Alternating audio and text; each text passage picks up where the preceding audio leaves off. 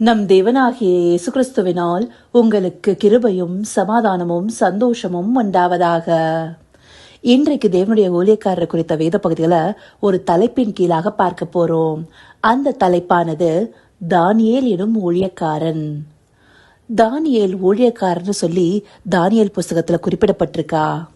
ஊழியக்காரங்கிற வார்த்தை தமிழ் வேதாகமத்துல நேரடியாக கொடுக்கப்படலனாலும் ஆங்கில மொழிபெயர்ப்புகள்ல ஒரு வசனத்துல குறிப்பா அவரை சர்வன்ட் ஆஃப் த லிவிங் காட்னு சொல்லி கொடுத்திருப்பாங்க.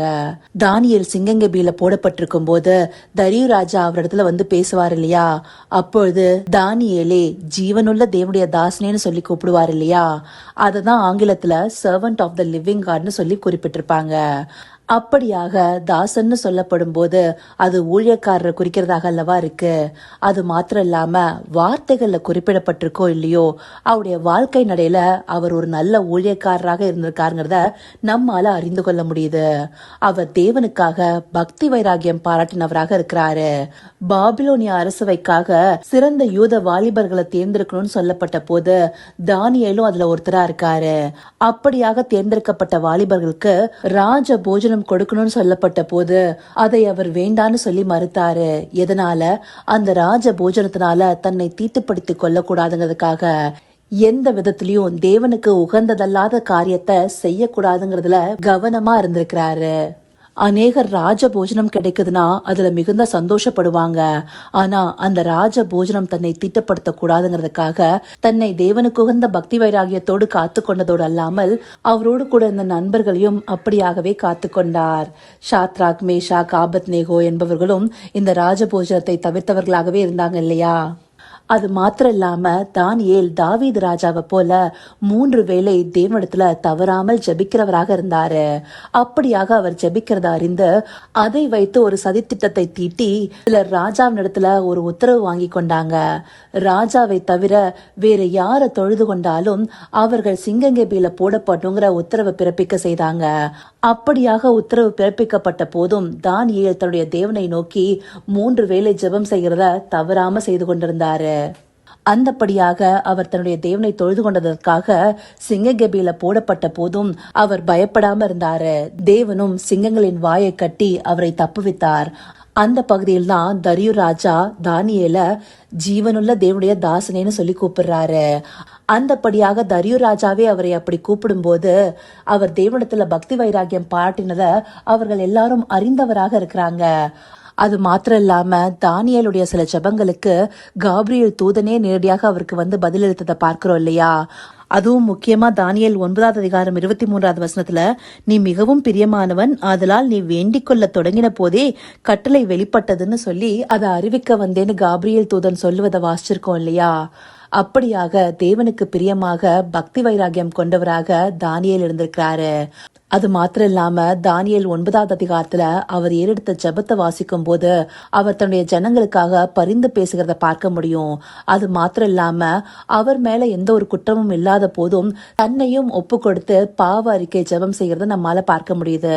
அந்த அதிகாரம் 5 வசனத்துல, நாங்கள் பாவம் செய்து அக்கிரமக்காரராய் இருந்து துன்மார்க்கமாய் நடந்து கலகம் பண்ணி உம்முடைய கற்பனைகளையும் உம்முடைய நியாயங்களும் விட்டு அகன்று போனோம்னு சொல்லியிருப்பாரு.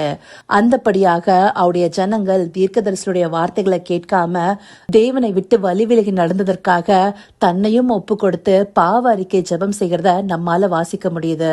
அப்படி அவர் ஏறிருக்கிற ஜெபத்திலிருந்து அவர் தன்னை தாழ்த்துகிறது தெரியுது. தேவன் தன்னுடைய ஊழியக்காரத்துல மிகவும் முக்கியமாக பார்க்கிறது தாழ்மையின் குணம். அந்தபடியான குணம் தானியேல் இடத்துல காணப்பட்டிருக்கு.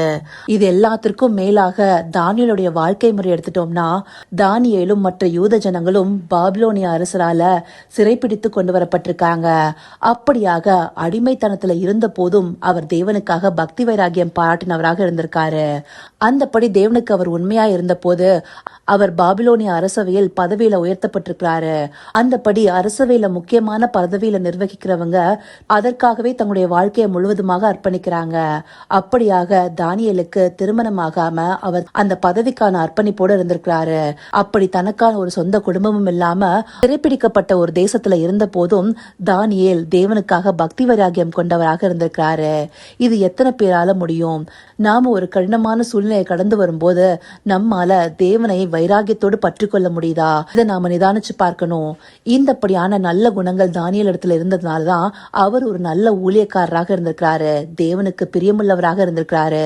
அவர் வேண்டிக் கொள்ளும் போதே கட்டளை வெளிப்பட்டிருக்கு. இப்படியான நல்ல ஊழியக்காரர்களையே தேவன் இந்த நாட்கள்ல தேடிக்கொண்டிருக்கிறாரு.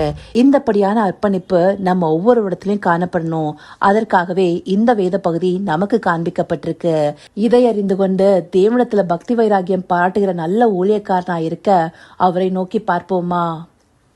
கர்த்தாவே, தேவாதி தேவனே, உமக்கே இந்த வேலை நன்றி செலுத்துகிறோம் ராஜா. அப்பா, தானியேல் உமக்கு உண்மையான நல்ல ஊழியக்காரனாய் உமக்காக பக்தி வைராகியம் பாட்டினவராக இருந்தது போல நாங்க ஒவ்வொருவரும் உம்மை பற்றி பிடித்து கொண்டு உமக்காக பக்தி வைராகியம் பாட்டுகிறவர்களாக இருக்கணும் ராஜா. ஆம் தகப்பனே, சிறைப்பட்டு போன தேசத்திலையும் உம்மையே பற்றி பிடித்து கொண்ட விசுவாசமும் உறுதியும் தானியேலிடத்துல காணப்பட்டது போல எந்த ஒரு சூழ்நிலையும் இடத்துல நல்ல விசுவாசமும் உறுதியும் காணப்படும் தகப்பனே. ஆம் ராஜா, உமக்காக எழுந்து நிற்கிறவர்களாய் உமக்காக பக்தி வைராகியம் பாட்டுகிறவர்களாய் எல்லாருக்காகவும் பரிந்து பேசும் ஜபங்களை ஏற்கிற நல்ல ஊழியக்காரர்களா இருக்க தேவரீர் எங்களை நடத்தியர்லுங்கப்பா. அதற்காக இந்த நாள்ல எங்களை ஒப்பு கொடுக்கிறோம். தேவரீர் எங்களை ஏற்று நடத்த போகிற தயவிற்காய் நன்றி. சகலவித துதி மகிமை கனம் யாவும் ஒருவருக்கே செலுத்துகிறோம். இயேசு கிறிஸ்துவின் மூலமாய் வேண்டிக் கொள்கிறேன் பிதாவே. ஆமேன், ஆமேன்.